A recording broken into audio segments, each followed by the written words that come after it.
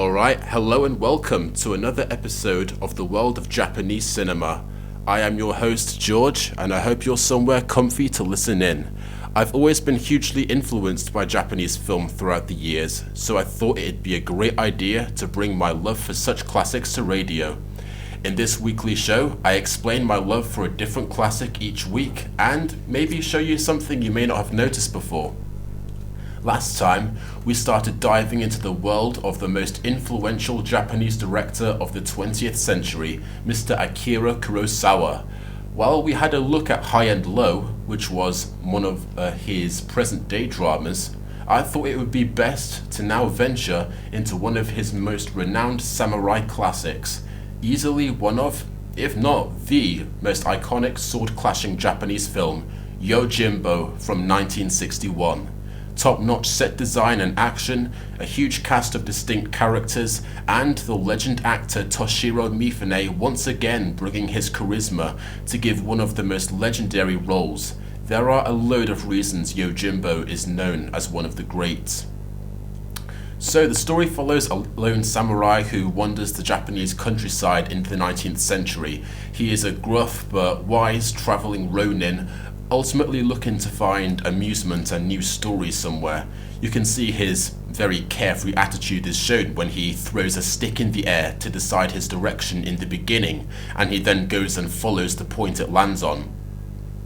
So he ends up drifting into a rural town where he discovers it's been divided by two violent gangs. So the place is very eerily deserted, with everyone locking themselves away out of fear. So after nearly everyone he comes across seems to be a loud-mouthed, violent gangster willing to kill for the sake of it, he decides to have some fun and play one side off against the other. He shows this unmatched skill by killing a few gang members off and to seemingly sell himself off to the other side and help them take over, only to then back out of their massive assault at the last second and watch the two sides then pathetically try to advance on each other with no results. So our samurai basically sees these two gangs as his playthings and takes a backseat to watch the sparks fly when he instigates his own little storyline. He even makes up his own name without even trying to hide it when someone asks him, to which he then looks outside at the view of a mulberry field and says his name is Kuwabatake Sanjuro, which translates to 30 mulberry fields, or like 30 mulberry patches. But when he tries to get both gangs to destroy each other, our Sanjuro realizes things can complicate fast and severely when innocent people get involved. So the two clashing gang bosses of the town, called Yoshitora and Seibei, are fighting over a gambling trade, and with the town's mayor being hopelessly in their pockets, there doesn't seem to be a sign of peace anywhere.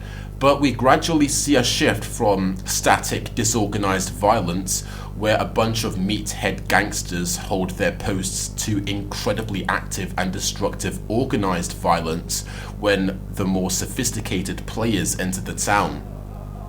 The pinnacle of this is the arrival of a young gangster called Yunosuke, who joins Yoshitora later in the film. Now, Yunosuke instantly stands out as a remarkable villain, who's not only because of his cunning youthful energy and ruthless planning, but with his deadly two-shot pistol as his weapon of choice, as opposed to the film's never-ending chaos of swords. Before his introduction, both sides of the gang war are shown as desperate and sleazy, but disorganized and lacking the courage to make any big moves. Yunosuke brings an intimidating sense of solidarity to the gangster war and a true force of recognition, and I would place him as one of my favorite Kurosawa villains. But now, looking at the overall film itself, Kurosawa's writing and pacing in Yojimbo is quite genius for how aligned you become with Sanjuro. Everything is initially striking in its simplicity, as you and Sanjuro enter this deserted town, amused and looking to stir some trouble up. Then suddenly, things begin to rapidly complicate and form various plot lines, as the confused gangs of the town begin making begin making very disorganized moves, and more people get involved. So an absolute tidal wave of characters and names start flying as more families and new leaders get involved in these messy gang wars, with Kurosawa fully expecting you to remember each and every one as the film suddenly complicates in the blink of an eye. So you end up being confused with Sanjuro as to how this deceivingly simple town became so articulate in its schemes and plays of power, with the increasingly hasty moves from both gang sides.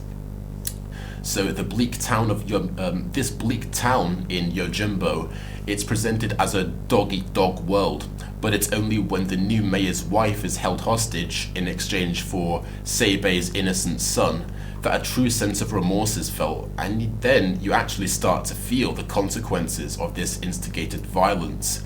There comes a point where Sanjuro realizes he must truly be the hero and focus on protecting others' lives rather than stopping gangs in a humorous playwright's fashion.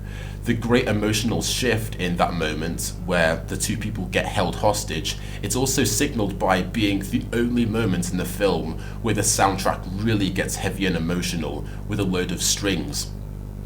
So Masaru Sato is the film's composer, and his work is quite exceptional for breathing a grand sort of tension, but also an unusual element of humor into the film. So his soundtrack has a lot of drums, traditional Japanese flutes, and other instruments with American big band noises, which overall, it feels quite jaunty and even a bit alienating at first. But it's when you realize this is all very deliberate and it's reflecting Sanjuro's curious and quite unserious state of mind that it makes perfect sense and it becomes iconic.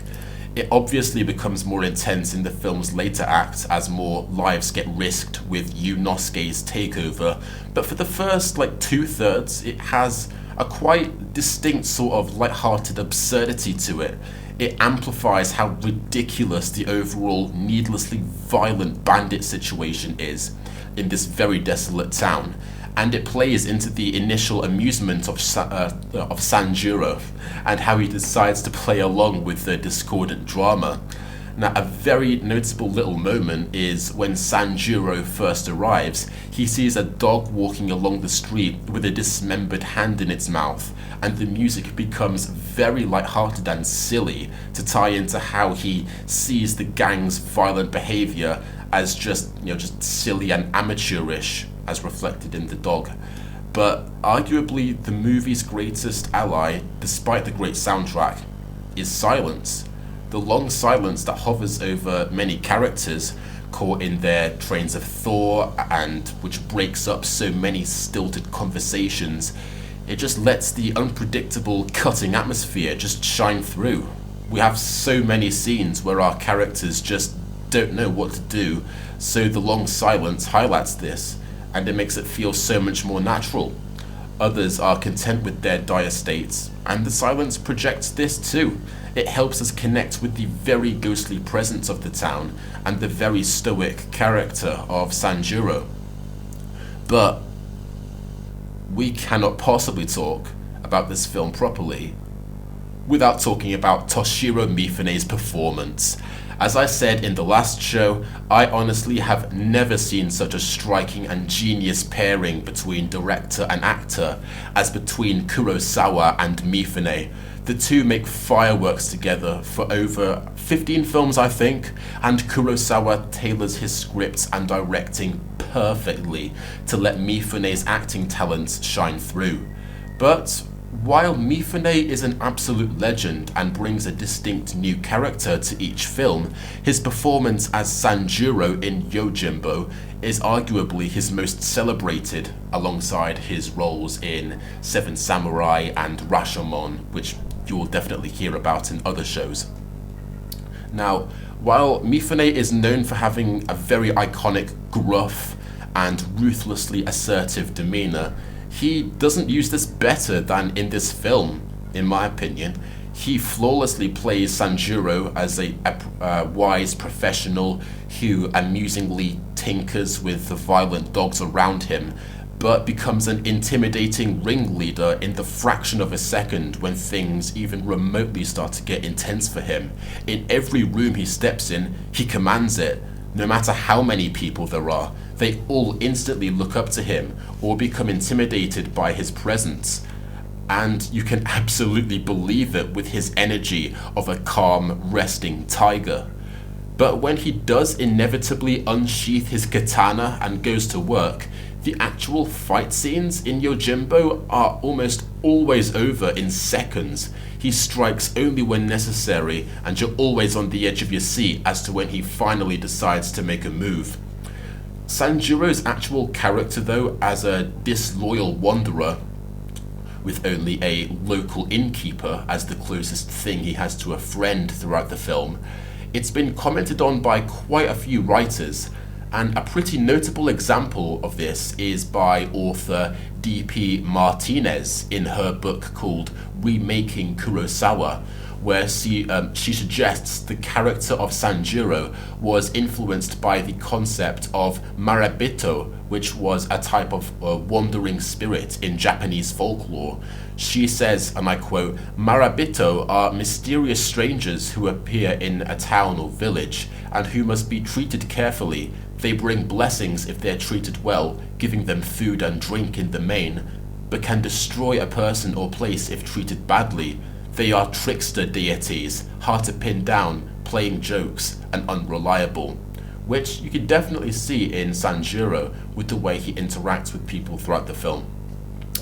But if Yojimbo was purely about gang tension and ruthless characters, it could get old quite fast. But if you know Kurosawa, you might be familiar with his very quirky and electrifying dialogue, and his distinct use of humour for his many characters. So the amount of differing, conflicting interactions that our cast have with each other, like caught up in this mad confusion of the town, and the kinds of colourful arguments they have, it's endlessly entertaining, and it breathes a load of life into the place. And there's also some great sort of dark humour balanced in. So in an early scene, Sanjuro kills off 2 gangsters and amputates one to send a message and basically just show off his skills.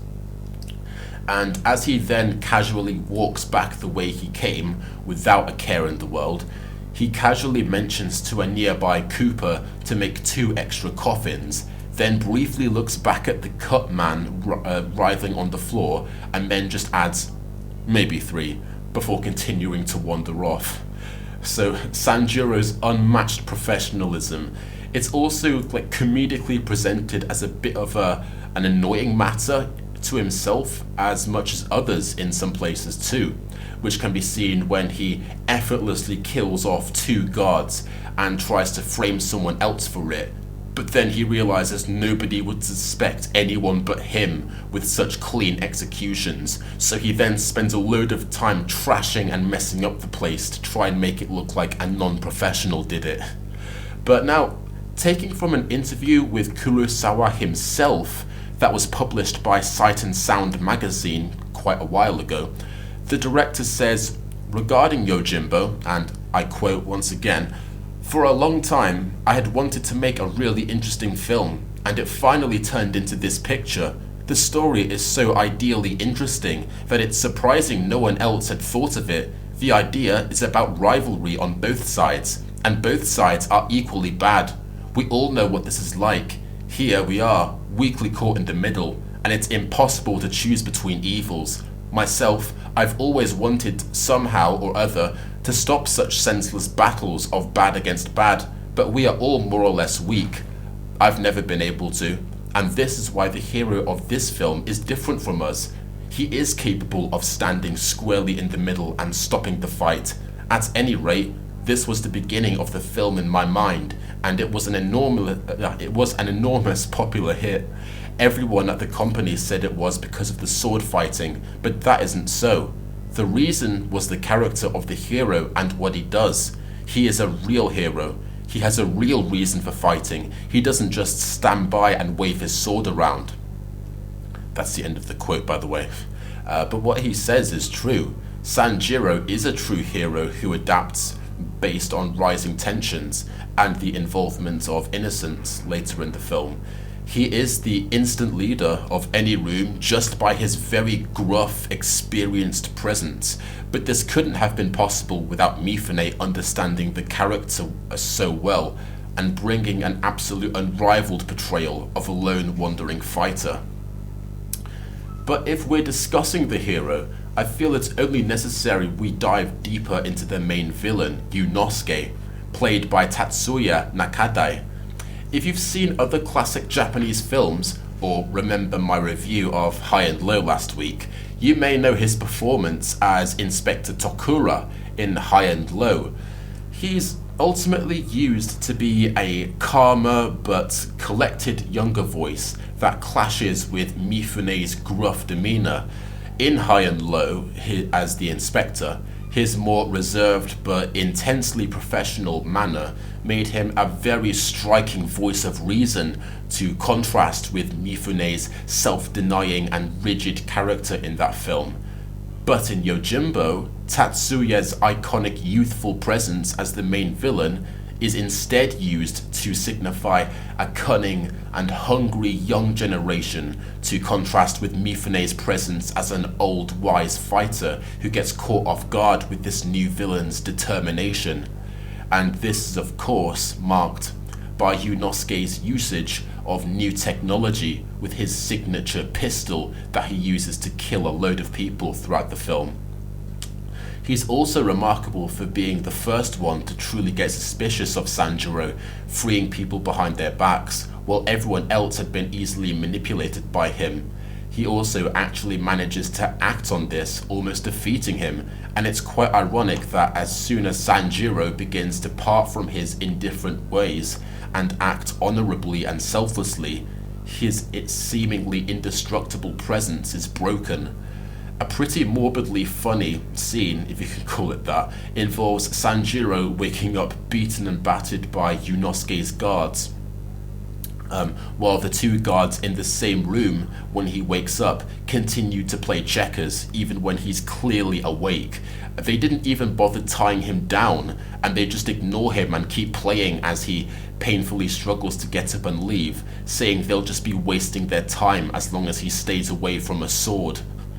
We also have the innkeeper called Gonji, played fantastically by Eijiro Tono, who takes Sanjuro in and helps as his sole ally through the film. Much like Mifune, Eijiro is an absolute legend of classic Japanese film and worked with Kurosawa on several films to bring an essential iconic element to his characters. Worn down by the town's violence and perplexed at Sanjuro's uncaring and almost hazy decisions to act extremely reckless, Gonji both embeds the town's worn-down spirit and brings more of an audience perspective, which is handled great and smooth. But he is also his own unique character as well, and Kurosawa ensures to give him his own struggles and some witty dialogue too. Nothing in this film, despite the initial simple presence, feels 2D. And with this, I must also mention, the acting in Yojimbo, it's notably kind of exaggerated, but with this, it adds an odd sort of charm, and it makes it seem like a bit of a romanticized stage play than a portrayal of reality. And we can also say that about quite a lot of Japanese cinema, at least in the 50s and 60s. It's quite a lot of those films are a bit exaggerated, but it works, especially with the history of the expressive and exaggerated theatre with kabuki. And with that, the cinematography in Yojimbo is also effortlessly stylish, and it gives each character and set piece a bold presence, and it heightens their stances in the story. To take from a review by the legendary film critic Roger Ebert, Mr. Ebert notes that Kurosawa's shots in Yojimbo, they're always to right angles. They're always at right angles to what they show. They either look straight up and down the street or straight in and out of buildings, and there are very few diagonal shots. And the purpose of this may be to emphasize the simplicity of the situation. Himself, Sanjuro, embodies the diagonal, the visitor who stands at an angle to everyone and upsets the balance of power. And it can be seen in an early scene when the two gangs face each other nervously and they dart forward fearfully in gestures of attack, getting nowhere, while Sanjuro himself sits high above the action in the central bell tower, looking down and is vastly amused at their pathetic displays. And of course, we can't go by without mentioning the incredible set pieces and mise-en-scène. There's a reason why Yojimbo has been used for countless posters and been recreated everywhere, with the constant striking shadowy contrasts of black and white with the dark costumes and building sets cutting against the light ground and sky. It gives the film a very distinct edge to it. And there's no doubt Yojimbo has some of the most iconic scenery of Kurosawa's work. And with that, it arguably has the best use of claustrophobia in probably any samurai film. The very worn down wooden buildings, use of low angles, and the desperate faces who all look up to Sanjuro for his mysterious wisdom, they all help you feel the heat rising in this small town. Everyone's shut off and hiding from the danger. The vast naked outside is always portrayed as hostile, where anyone can instantly run out from the shadows and cut you down in broad daylight.